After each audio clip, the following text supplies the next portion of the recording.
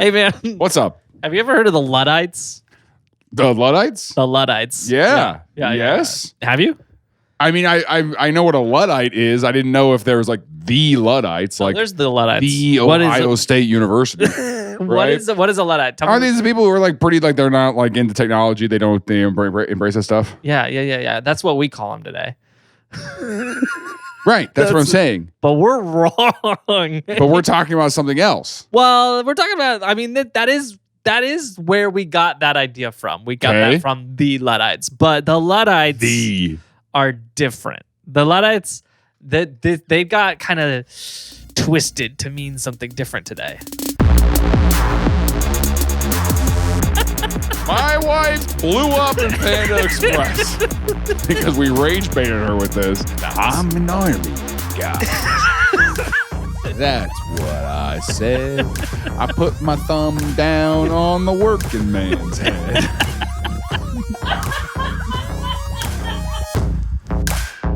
Things I learned last night.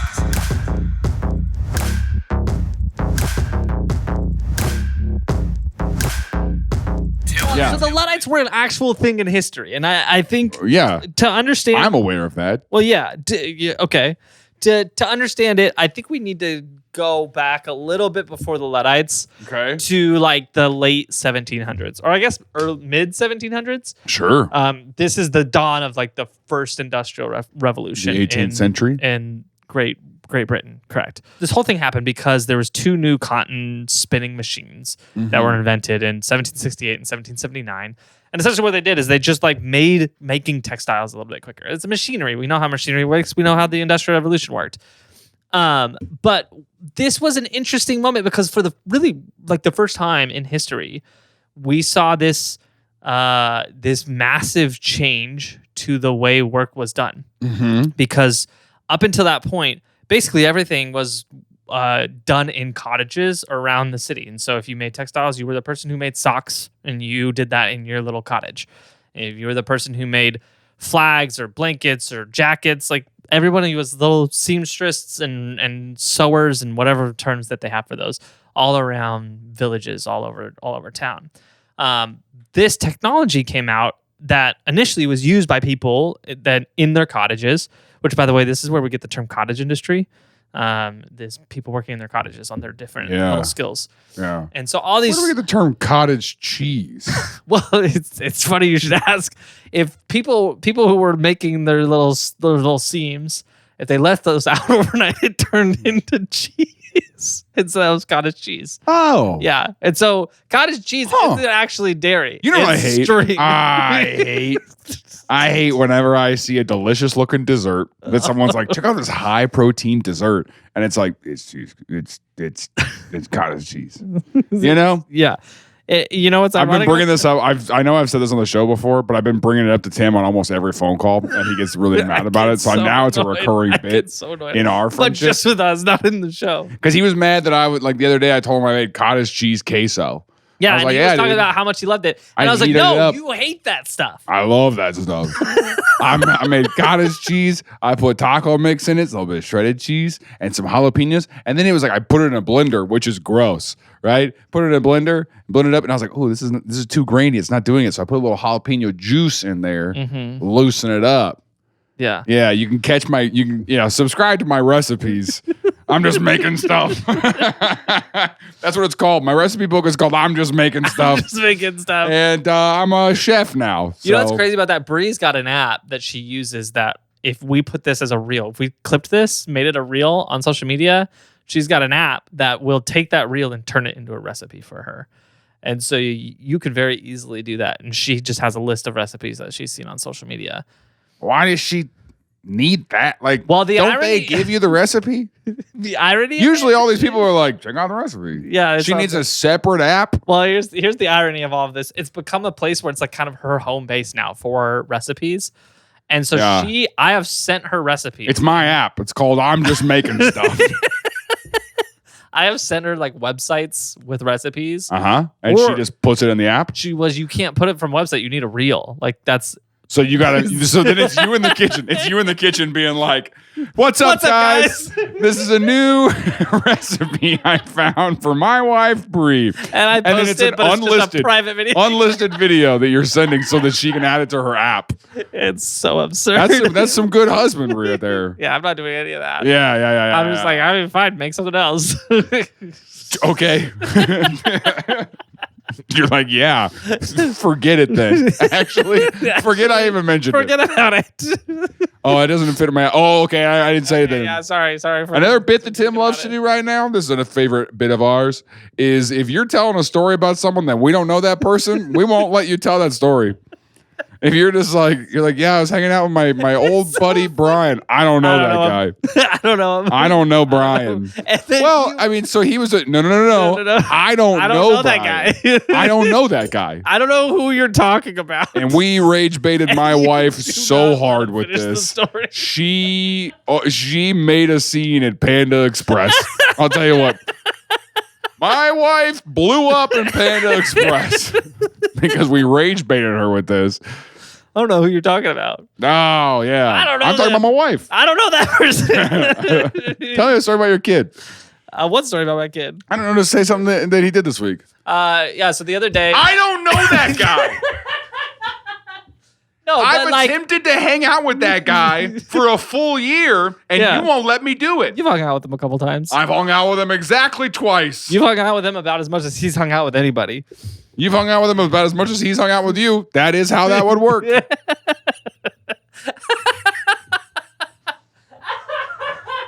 There's not an imbalance there. I made a whole app of videos for Archer.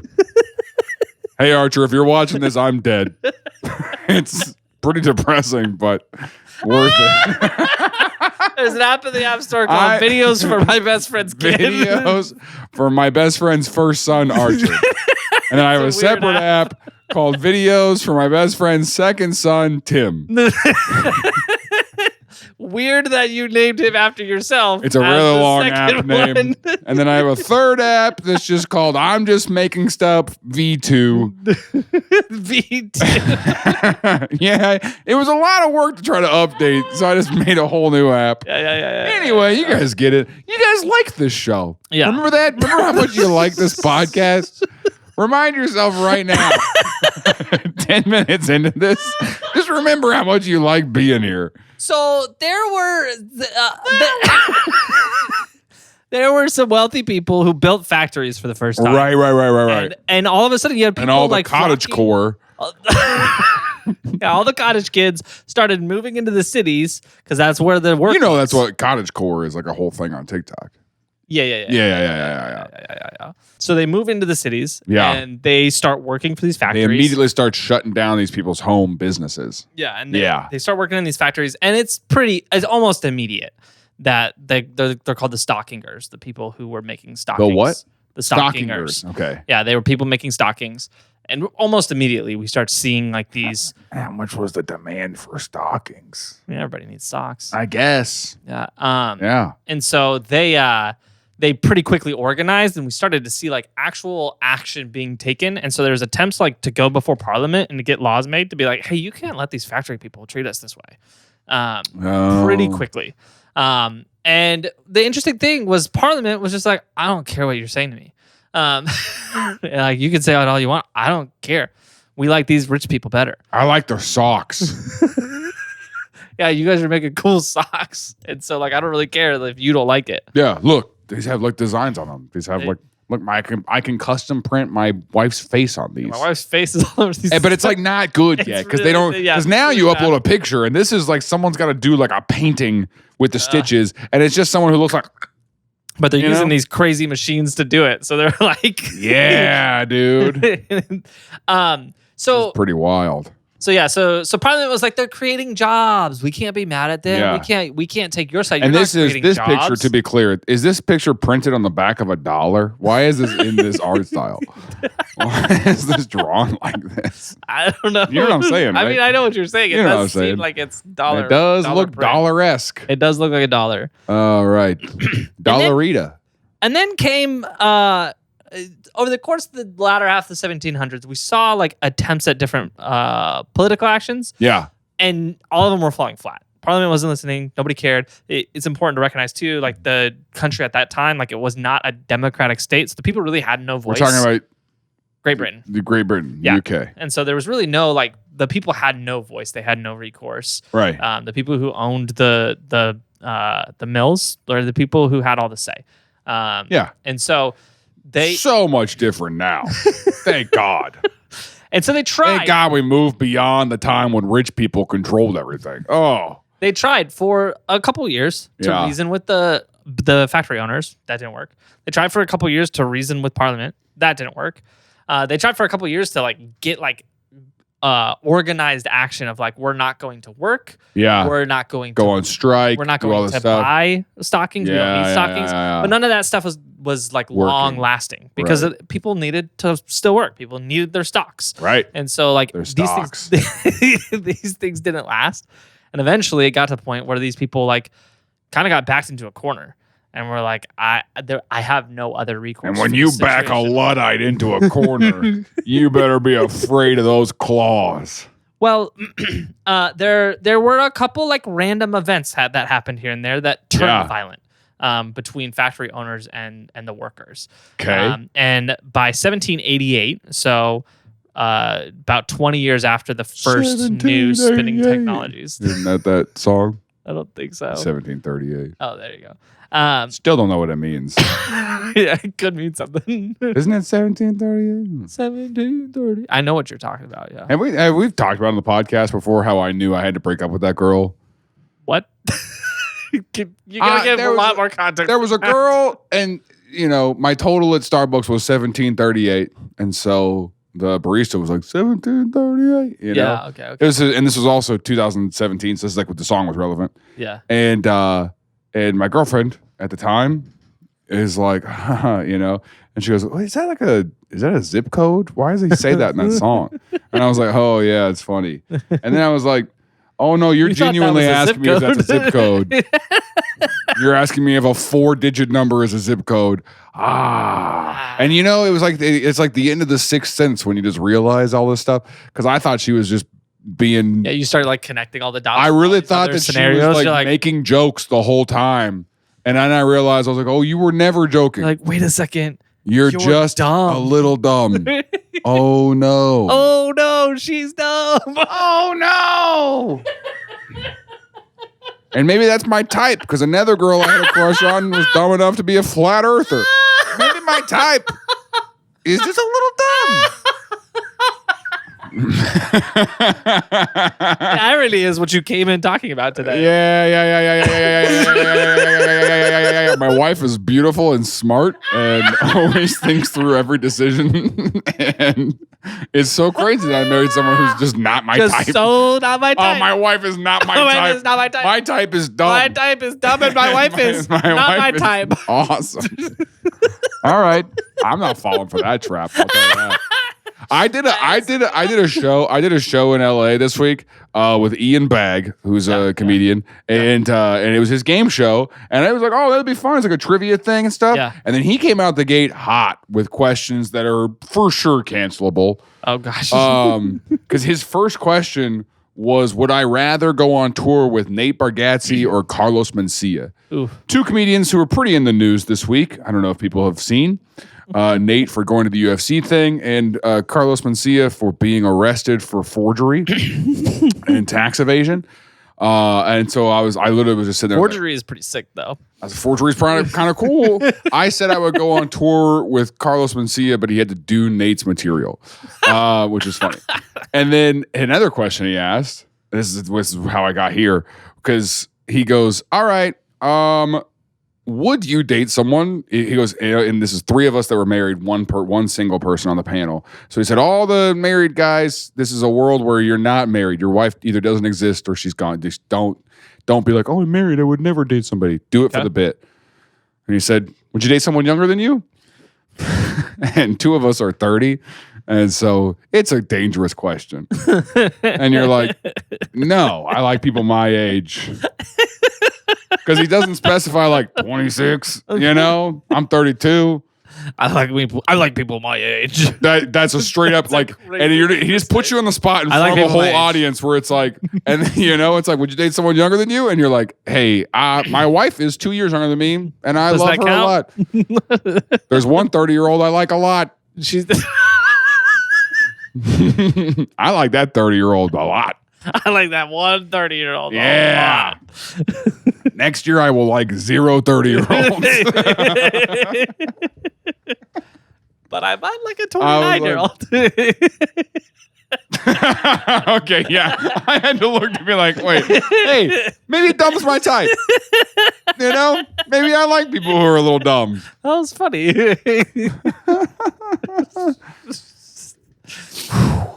Anyways, okay, so Parliament passes.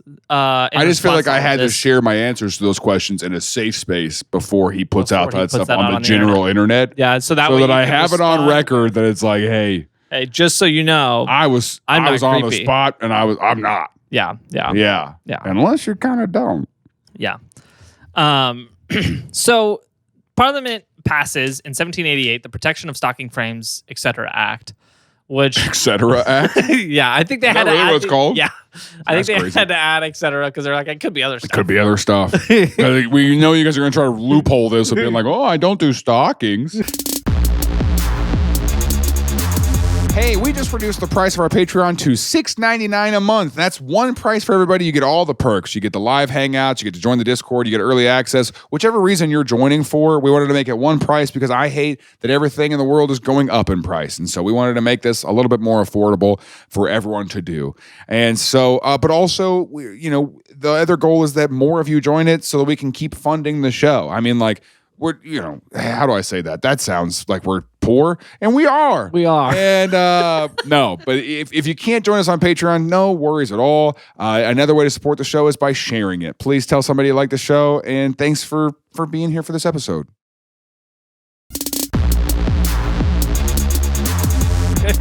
And so basically it was like the destruction of a stocking frame carried a punishment of 7 to 14 years in prison.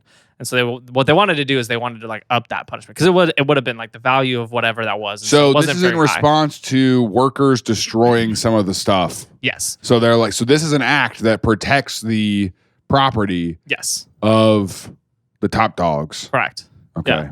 And so when they passed this, things started to kind of begin to bubble. Boil over. Yeah. Then comes our hero of the story, a guy by the name of Ned Ludd, who I'll let you describe him. You want to describe him for our listeners? This is Ned Ludd. No. Very clearly a guy who's like, I'm not going to buy clothes. I'm going to make my own. And I'm also colorblind. He's wearing one shoe. This is very clearly like he was like, I'm not going to buy clothes. I'm just going to make clothes from scraps. And so it's a drawing. It's like an old picture. Yeah. He, how do I describe him? He's got long hair and he looks like he's wearing like your grandmother's gown.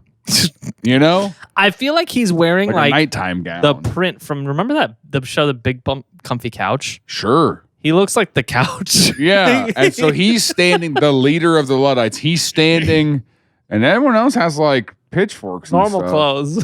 I don't know. They're holding like sharp stuff back there. Yeah, they look like soldiers. Stuff's on fire behind him. He's got one shoe on. I like where this is going. He looks like he's leading the charge. Yeah. So Ned Ludd. Here's the thing about Ned Ludd. There's debate whether or not he's a real person. He may be a real person. He may be kind of like this like mythical figure. Yeah, mythical figure that led the Luddites, but they were named after him, the Luddites. He's our Ludder. Yeah, he's the Ludder.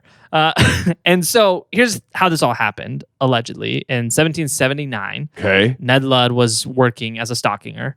At one of these factories. Yeah, and he was working at one of the machines. His family had been stockingers for generations. Obviously, the machines are relatively new. And the owner of the shop was telling him to work faster. And so he kept picking up the pace, trying to work faster. And they kept being like, no, work faster. And he kept picking up the pace until eventually they pulled him aside. They started whipping him because he wasn't fast enough. And so in a fit of rage, he smashes his machine. This also is, and I try not to be that person who's like, hey, you don't know how good you've got it right now. Yeah. You know, when people complain about like, oh, I had to work 40 hours this week, you know, it's like, hey, man, I'm not trying to be a jerk.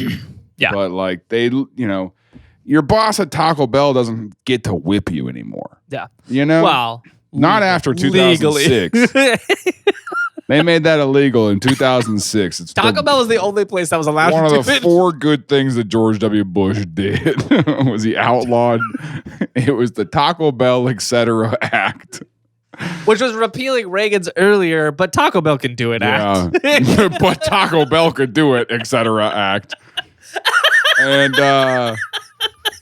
God love Ronald Reagan, huh? Ronald Reagan's my favorite. Put it on the record.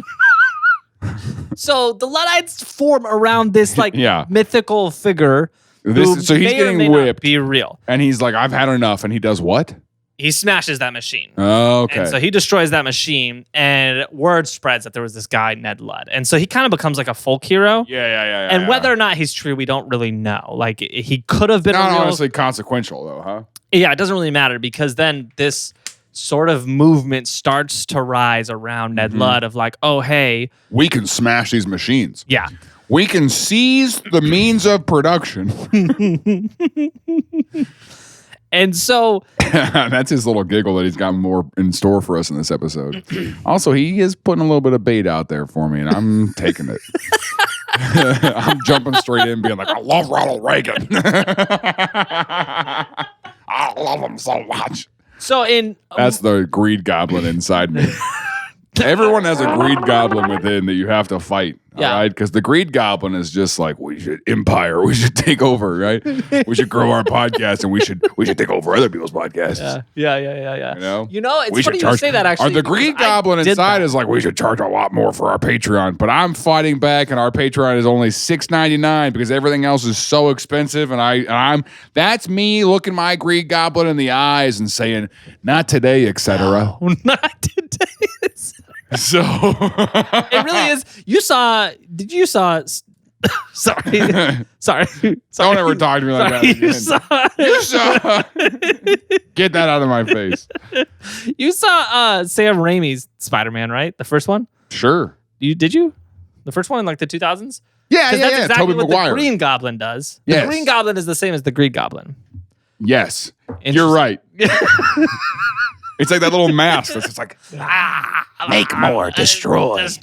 Don't provide value, extract it. And you're like, all right, well, that's, Interesting. We're providing value and refusing to extract. We're losing money on Patreon over here. Every time you sign up for Patreon, we lose money. So if you really want to stick it to me and Tim, you made this far and you're like, these broke losers. Well, sign up on Patreon, make us lose some more. We've set our Patreon price at a loss, so that way every person who signs up. It's a loss leader. Where we're leading you to? Our main product is a loss leader. Our main product is a loss leader. Really hoping to make it up somewhere else. And we don't have another product that's profitable. Nowhere else we're going to make other product. Yeah, it's honestly, now that I've said it out loud, we might have doomed the podcast, but it was worth a shot. That guy from Bar Rescue comes in and he's like, you're telling me your only thing on the menu was a loss leader? You're telling me the only thing on the menu is a $6.99 Patreon subscription. That's how he talks in my head. I don't know. Is that how he talks? It's he looks kinda. He's he kind looks of like Italian-ish. it. He's like, oh, if my father knew, if my father knew that you were losing money on Patreon, And then he also walks over there and just finds 30 rats. He's like, oh my gosh, this place is disgusting. Yeah, but that's because he's planting rats. Let's be clear. Rats there. The bar rescue guy is planting rats at the restaurants he's going to, and no one can convince me otherwise. He just comes in with a milk crate of rats. Hey, what are you doing with that milk crate full of rats? Don't worry about it. It's for later. It's for TV.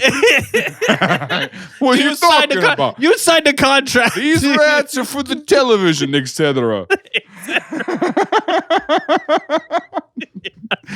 This episode's kind of bad. So this like murmuring started spreading around these people who like were inspired by this mythical figure. Ned killed his machine. And it seemed like... And also his boss. It seemed like there was people who were starting to kind of be like, oh, well, we should maybe do that. Like we should maybe follow in his footsteps. Sure. And there was like little things that were happening, but nothing that was attributed to the Luddites until March 11th, 1811 in Nottingham. Oh, so like a full like 20 years later. Yeah. In Nottingham, there was a group of Luddites that showed up in the middle of the night, and they destroyed 60 of these frames across the whole village of Arnold. And so soldiers had to come in and disperse them because they were just running wild, breaking frames. And so this is kind of this is the first moment that was actually attributed to Luddites. Because they left a note. Yes, actually, they did leave a note. Oh, okay. And so they left a note, and they were like, "Hey, don't get new frames. If you do them, we're going to do this again, basically. And you can do it the old way, or you can not do it at all." Yeah. And so what they began doing... It's kind of like when people are setting these warehouses on fire. So over the next... You're going to get there. Okay. Over the next couple years, we started seeing this happen more and more. And literally what they would do is they would write the owners of these factories, and they would say, "Hey, you have 1 week to tear down your frames and remove them from your factories, or we're going to tear them down for you." And there was a lot of factory owners who would comply and be like, "It's not worth it. I've seen this happen before. We're going to get rid of it." A lot of times they would sell them or get rid of them, whatever. They'd change the factory. Usually this was a temporary thing. A few months later, they would go back, buy them all back. Yeah. You know, but they would comply. And those who wouldn't, a group of these Luddites would show up in the middle of the night wielding what they called Enoch's hammers, because there was a blacksmith by the name of Enoch Taylor who supplied them with sledgehammers. Oh, okay. And so they called them Enoch's hammers. And so they came in with the hammers and they just smashed all of the stocking machines and any of these like industrial revolution. This is what I want to do to the little robot that cleans the floor at Quick Trip, though. You know, I'm cleaning the floor. Yeah, not anymore, buddy. Thank you. I'm cleaning the floor. Welcome to I'm gonna Quick make Trip. that thing beg for its life. I'm cleaning the floor. Please. I have the floor. a family. I have children at home. Please. I'm saving for college. Please let me go. That's me. I threw it into a canyon. I killed the Quick Trip robot. How would your God feel about this? Oh, jeez. Okay. Appeal to faith. Jeez. That's insane. How would your God feel about this? Wow.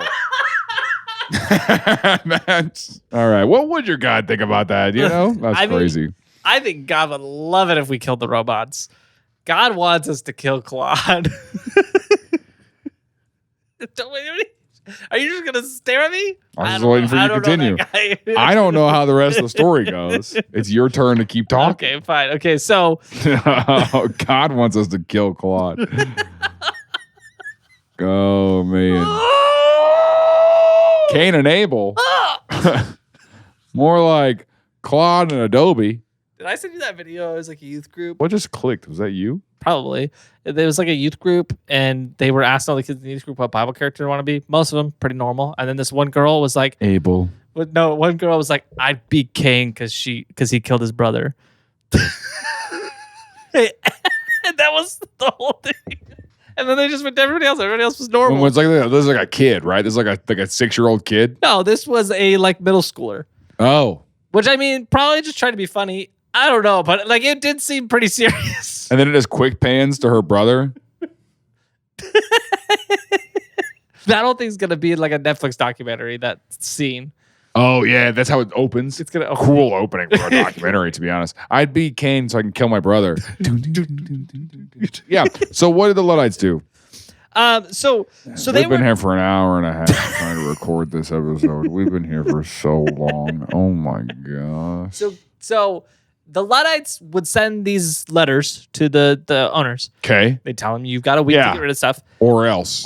Yeah. And then they would do the else. Yeah. They would show up and they would smash it. Yeah, because you had said like it was, and if they, some owners like complied or whatever. Yeah, some complied, but some didn't. And then they would show up and they would smash But here's the important thing.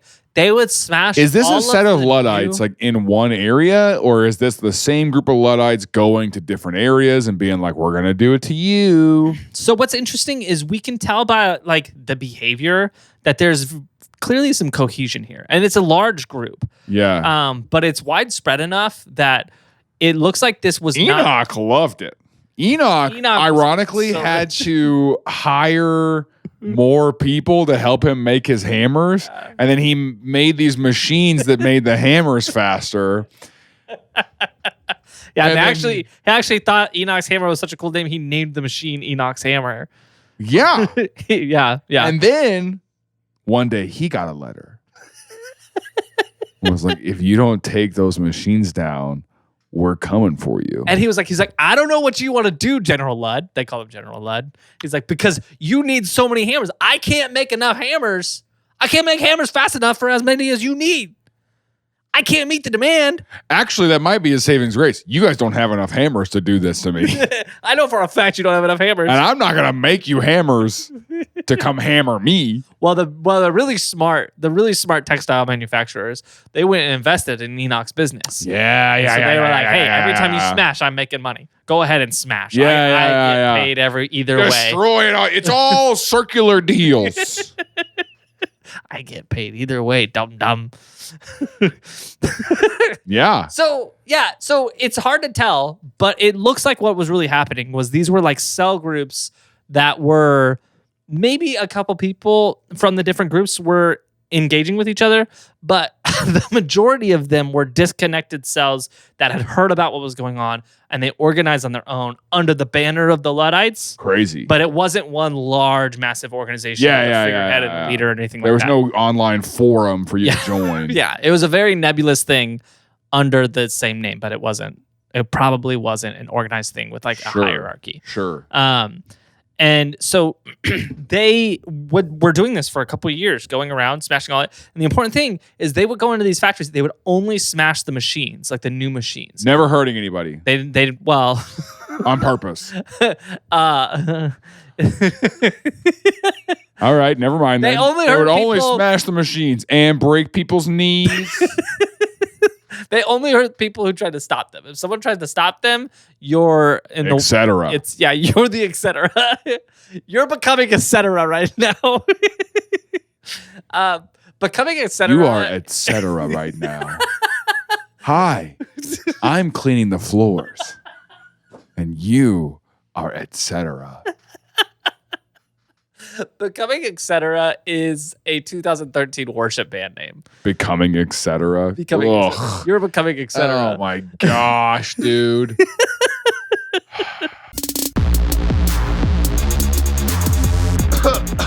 Oh boy, am I sick. I sure do need Tim Stone's Get Well Quick Trick. And what is it?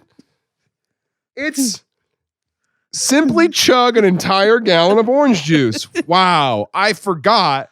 And then this shirt reminded me. I'm so glad that I have this shirt as a public service announcement, a public health service to other people around me.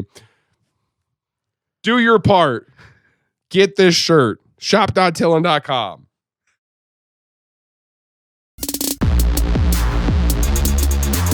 So, no, they would only damage the machines. Yeah. The new machines. They would leave all the supplies, all the Okay. stuff, so they could continue. You can still work. Yeah, but you can't use those machines. to work. Yeah. And so they would have to hire the people, pay them a good wage, and then they could continue working. They could not do those machine stuff, Okay. automation stuff. And so they did this for a couple years until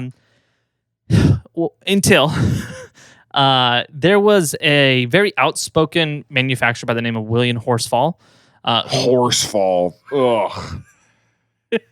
He just sounds like a cartoon villain. He does. Who he was very vocal. Hey, Horsefall. Yeah, he's got like the cigar and he's like fat. Yeah, and he was very vocal. And like in not the- fat, like round. Yeah, very important Not to like, say- oh, he's out of shape. He's round. Yeah, he looks like Eggman from Sonic. Yes. Yeah. And so he was the kind of guy who was constantly going before the government and talking about like the Luddites as if they were like some terror group. Yeah. And so like he was very vocal about them. Well, they sent him a letter. Oh, just because we disagree, you're gonna set my cars on fire? I mean, my machines on fire? Yeah. So they sent him a letter, and he was like, okay. And so he went to his factory and he tried to home alone it. And he planned for them to come.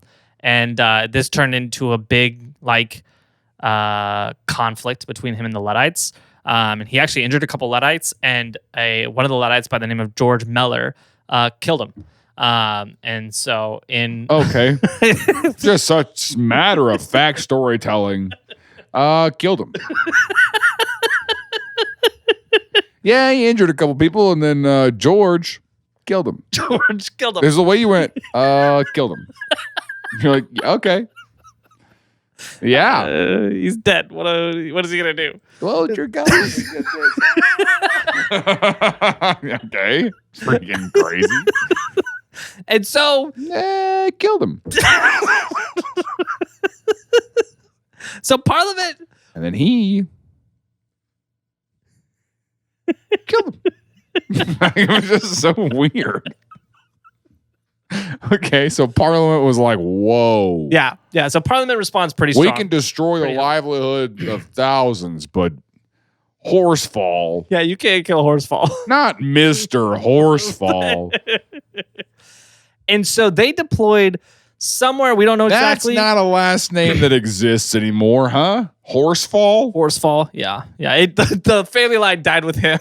Let's He look was it up the on last in the line. Instagram. Horsefall. Horsefall. You got any? There's Olivia Horsefall. Do you look rich? Yeah. Send her a message and say, hey, do you agree with the actions of your great grandfather? It looks like she just graduated high school, so not don't gonna DM her. message her. Here's a Caitlin Horsefall, 94, indicates that we might have been born the same year. Maybe a little bit more appropriate for me to... Judging by the bags in her eyes, she's just as stressed as a 30-year-old. What are you looking at me like that for? Message her.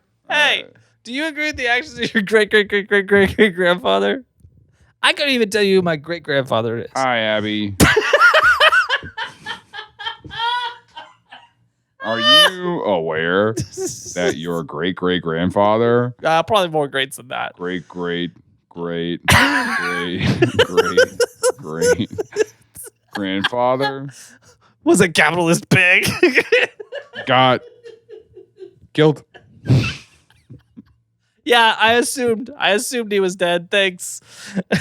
All right. We'll see if she messages back. So insane. What a crazy, just unsolicited TM. From a person with 250,000 followers who just messages you out of nowhere and is like, hey, are you aware that your great-great-great-great-great-great-grandfather was Scab?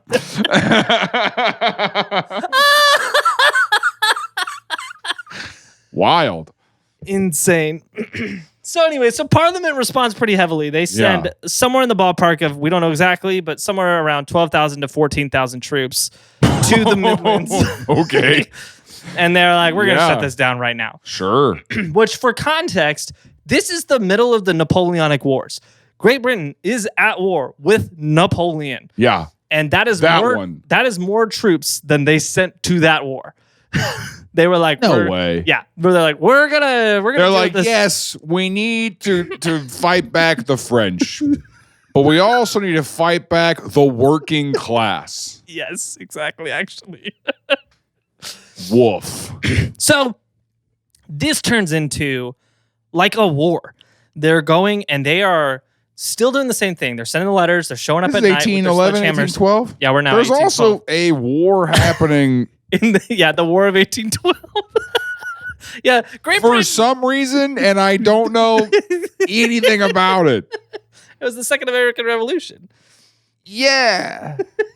They're pretty. Great Britain's spread pretty thin right now. Actually, they are meddling in too many affairs.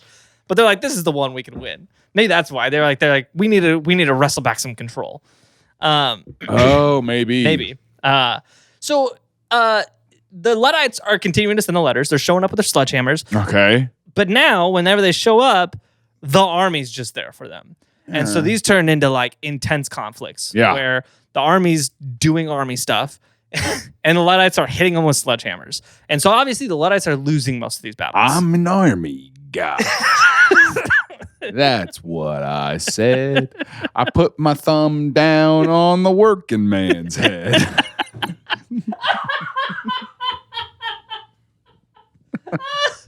That's crazy. You'll shut your mouth and you do as you're told, or else you and your family will never grow old. We're gonna kill you if you don't work hard. We're gonna kill you even if you do work hard. Because it turns out we can do it. We can do it. So something important to note about the Protection of Stocking Frames, etc. Act of 1788 was the goal from that act and for years after that by a guy by the name of Daniel Cook, who was a member of parliament, was to make the punishment death.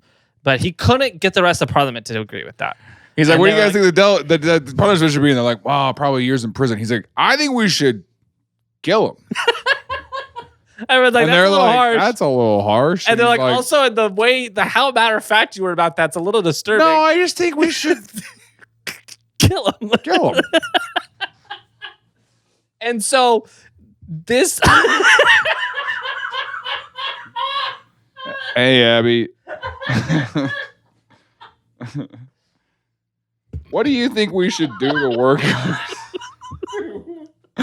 who refuse to use the new machines? Voice message with that question. It's so interesting. She's gonna respond and say, "Kill him." Kill him. Yeah, it's in my blood. Kill him. Oh, do what my great granddad did. Try to kill him. Try to kill him.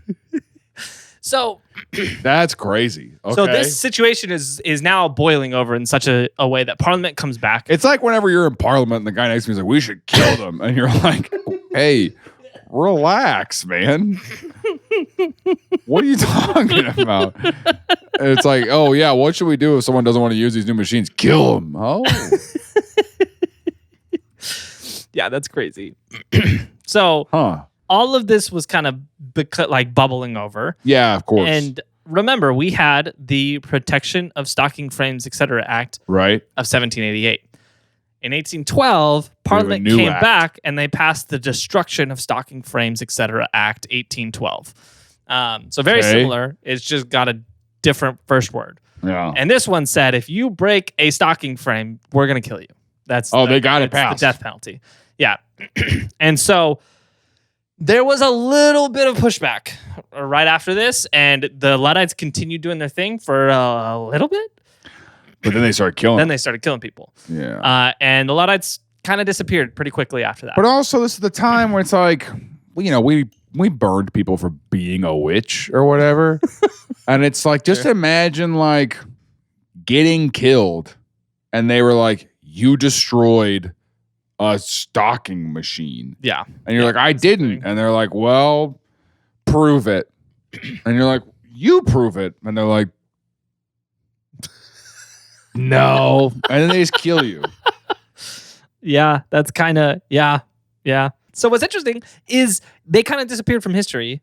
Or the next generation, their children all grew up in this world, so they didn't know any better. And so they just kind of lived with this. And then the second industrial revolution happened, and we saw the same thing. And this system played for a century until we saw another group of people rise up against the railroad barons and eventually get a lot of these things overturned. But it all started almost immediately in the first industrial revolution with the Luddites. And now it's like a pejorative term for people who like don't like technology, are the Luddites. Yeah. But the thing is, they didn't have a problem with the technology. They had a problem with the way the owners were using the technology to make everyone else's life suck.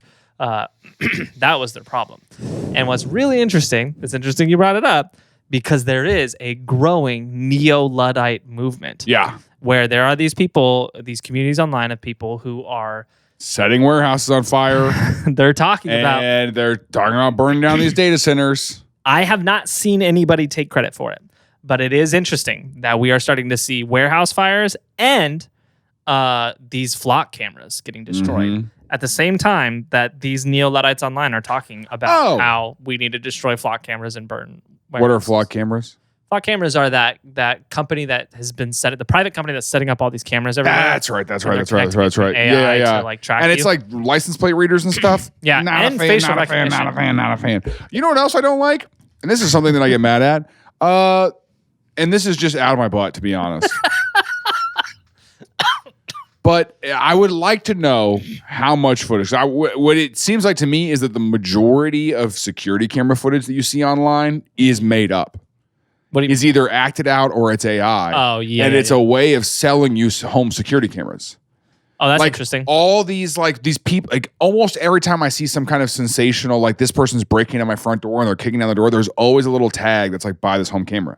Yeah. Or every time I see, this person's car got stolen out of their driveway, buy a little camera. Yeah. And I think so many of these things are just someone making content to sell the camera. Yeah. And it creates the illusion that your neighborhood is becoming worse.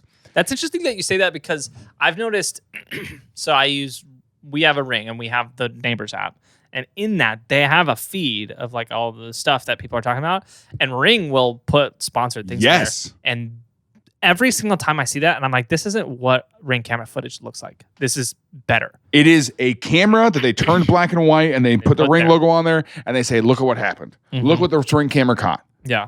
And it's just sensationalized stuff to get you to be... Well, what's interesting is what they do is it's not scary stuff. It's like cute like stories. fun, like, you're look at the UPS guy petting the dog or whatever. Exactly.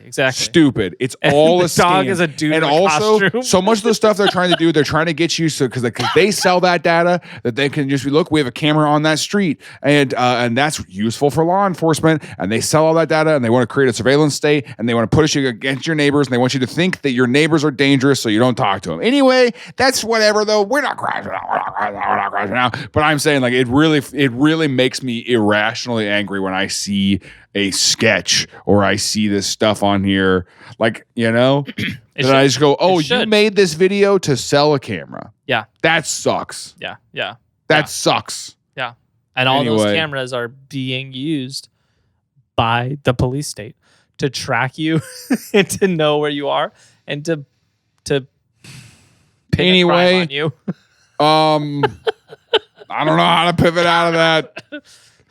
What would your God think of that? I say this all the time. If social media wasn't part of my job, I wouldn't do it. I am getting over it. But I'll tell you what I'm over. What are you over?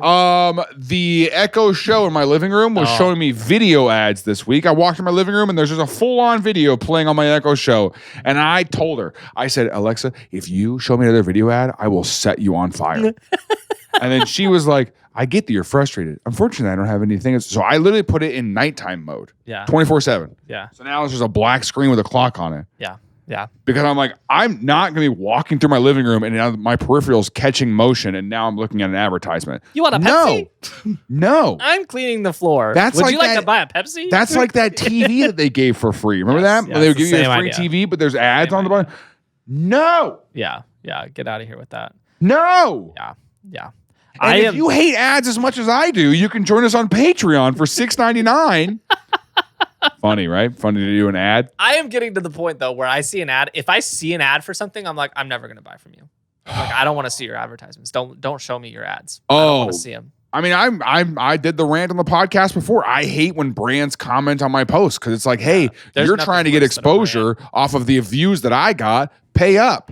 Yeah. And it's also freaking like O'Charlie's being like, hey, shut up and stick your chicken fingers in your nose, huh? Post a picture of your food or get out. Like, I don't want to see you make some witty comment. Like, no yes, it sucks. And I don't want to see people doing TikTok dances in your lobby. I don't. So care. All that to say, I understand it, but it just kind of feels like the horse falls of the world win. I mean, it's true. That is kind of the sad moral of the Luddite story. Is the Luddites, like, they did cover a little bit of ground, but then they got stamped out. Yeah, and they lost. But I will say, we beat the railroad barons. That is something True. we can't forget. We beat the railroad barons. And so the long arc of history is usually these guys win. But sometimes, every once in a while, the good You guys. should do an episode on the railroad barons. I should do an episode. Yeah. Hey, I told you about a YouTube series I want to start. I think it'd be really funny if I sat down with like my father-in-law or even your dad or just, dads in general. Yeah. And we played Monopoly together on a video series. But then I start with like a lot of money and we just see how long it takes them to rage quit. Snap. I think that's a really funny game. Yeah. Because then the whole time I can just say stuff like, hey, we all have the same opportunities. Yeah. You know? And you can pass axe that. And if you had used, used your money to buy properties, you wouldn't be in this situation. yeah, you like edit all the cards, and so they draw a chance card that's like, oh, we discovered that you haven't paid taxes for 30 years. It's like, I have been paying taxes. That's not what our books say. Yeah. Straight to jail. My dad worked hard for these railroads. That's why I have all 4 of them. That's why I was born with all 4 of them. Yeah. Oh, I pulled a go to jail card, but my dad knows somebody, so I don't have to go. I don't have to go. Yeah, you flip over the my dad knows the warden card. My dad knows the warden. My dad says I get $400 every time I pass go because he pays my rent. He pays my rent. I just think it'd be really funny. But I honestly think it'd be funny if you don't change the cards too. Like you play the game as it's designed. You just start with more. Just start with more, yeah. And you see how long it takes them to like flip the table over. Yeah. I don't think it'd take that long. So I challenge you, my father-in-law, Joe. I challenge you to a game of unfair Monopoly. Okay. What say you, Joe? Anyways, so they say that if you go anywhere in like the Midlands in Great Britain to this day, and you grab your stockings and you put them up This to is your ears. such a this is an attempt. This is such an attempt. You listen closely. Let's hear what it is, what it says. What you're gonna hear is the song that says, "All hail King Ludd," and then there's a little fiddle off. That was a stretch. I'll allow it. Hey, thanks for watching Things I Learned Last Night. If you liked it, please share it with somebody. Tell somebody about this show. Please, no one knows we exist. It's up to you. It's up to you to get the word out. You're our little evangelist. And so, if you can do that, that'd be great. And if you want to watch another episode, check out Carrie Nation. Kind of like this, but she really didn't like people drinking the booze. And so she would take her axe and she would go destroy bars, which is pretty tough. That's pretty sick. And so we liked that episode a lot, and you can go watch it and join us on Patreon for next week's episode. We like you. We're glad that you listen to this. Thanks for being here. We'll see you next week.